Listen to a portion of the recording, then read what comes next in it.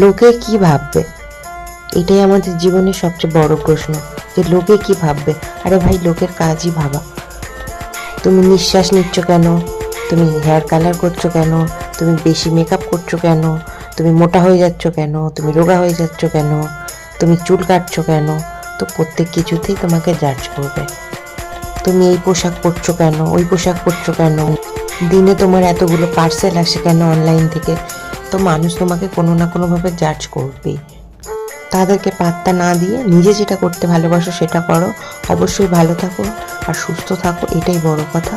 আর নিজেকে সবসময় হ্যাপি রাখার চেষ্টা করো, এটাই সবচেয়ে বড় কথা।